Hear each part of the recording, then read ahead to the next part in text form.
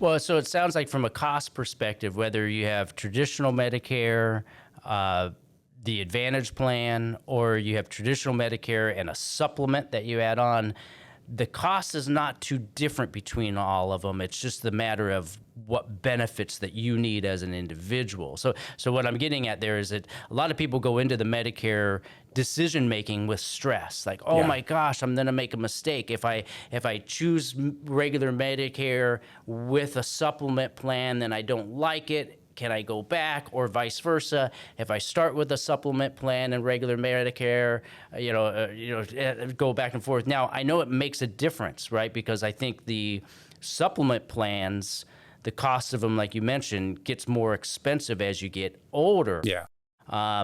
So tell me how that works if somebody changes their mind, starts on one and goes to the other. Like if there were a better route to choose, give me what people need to know about that.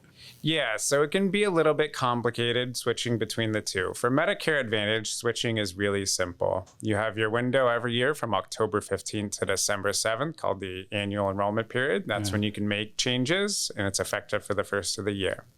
Medicare supplements, they really only have one enrollment window. That's when you first turn 65. In the 6 months following, whenever you start Part B, you have guarantee issue into any Medicare supplement you want. Ooh, that's important because in that window, only around your 65th birthday is what you're saying. Or when you start Part B. Or when you start Part B, you've basically guaranteed issuance. Like, they don't look at your medical record. But after that, what happens if you don't? Outside of that 6-month window, say, you decided 5 years in that you wanted to switch to a supplement, you may have to go through medical underwriting. So that means they're going to look at your health history for the past 5 to 7 years. They'll contact your doctors, and they can deny you or raise your rates for pretty much any reason they want. Sure. So if you're taking too many heart medications, if you had a scare a couple years ago, they don't want to accept the risk, they can deny you.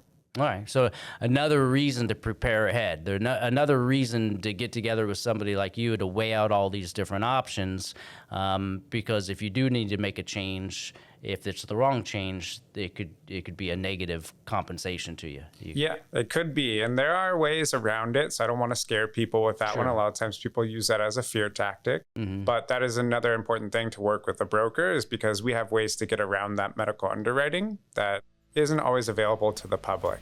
Sure. Yeah. Interesting. All right. Perfect.